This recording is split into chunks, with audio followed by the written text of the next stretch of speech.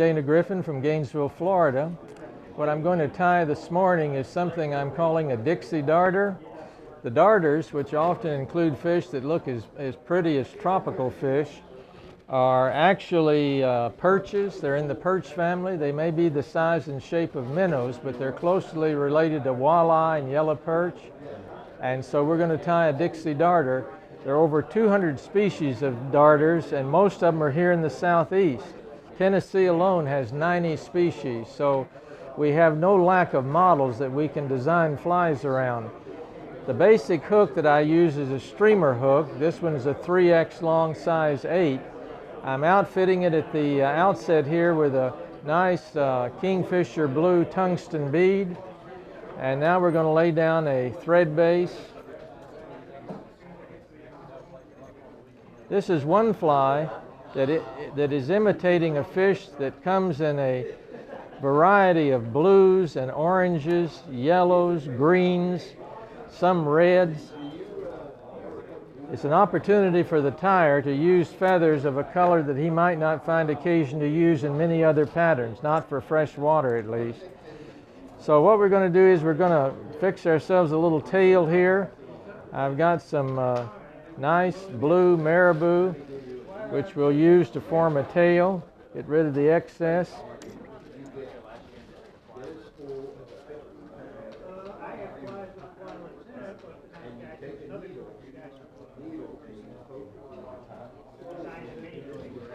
Darters inhabit a variety of habitats, but they're particularly common in fast-flowing clear water streams.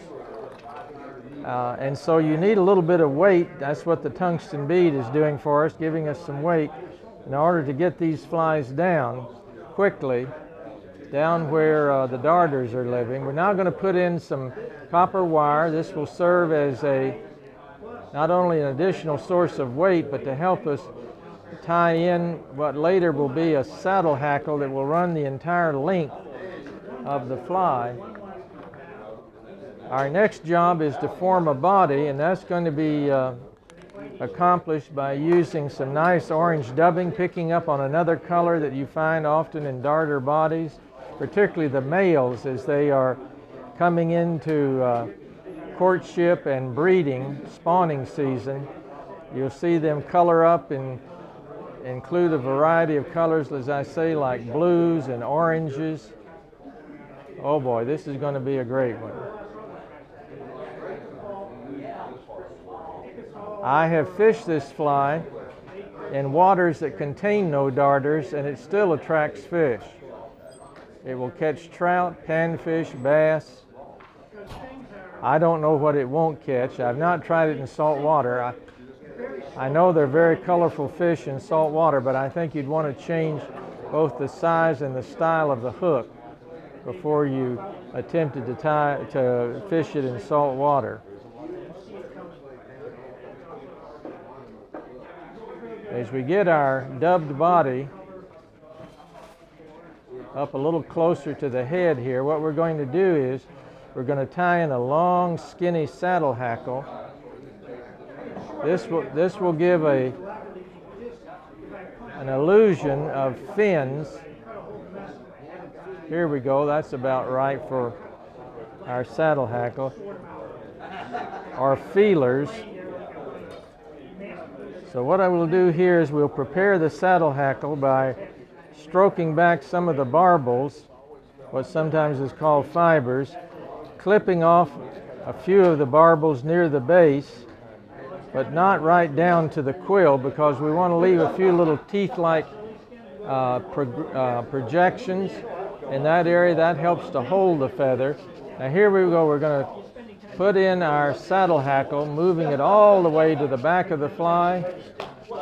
Now we see why that copper ribbing is going to be so critical. It helps to hold the saddle hackle on. We're going to move the copper ribbing northward up towards the head of the fly, trying to zigzag it through the saddle hackle so we don't pin down any more of the barbels than we have to.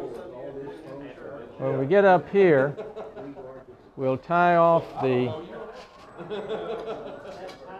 copper wire One thing I learned years ago, and that is you never want to cut copper wire with scissors or a wire cutter. And the reason for that is you can never cut the wire close enough to the hook shank that you don't leave a little burr there if you're using scissors or wire cutters. And as a consequence, you've got a point on the fly that could easily part a tippet, a fine tippet. So we don't want that. We're now going to finish off our fly with a couple of hackles up near the front end. One is going to be a nice sky blue, cerulean blue. The other one will be a reddish hackle. These are hen hackles. Since this is a wet fly, we want the softer hackles that come from the hen. We'll tie in our blue hackle and then wrap it in place.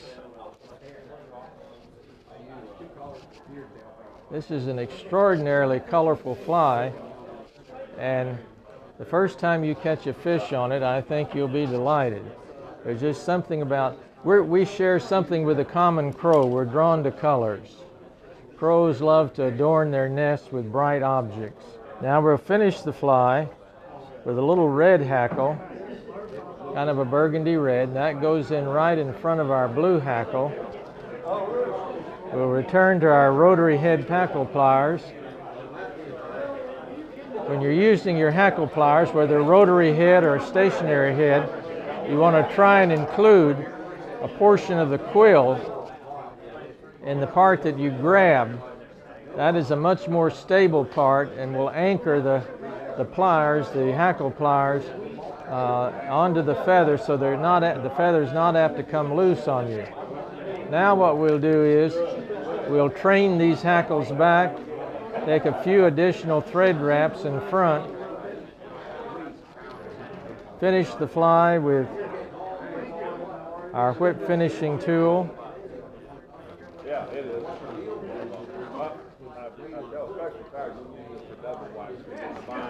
And the last thing that we have to do is to get rid of the saddle hackle, but that's not a problem. We just go in here with our scissors and cut it off. And there you've got one very colorful Dixie Darter, ready to go fish with.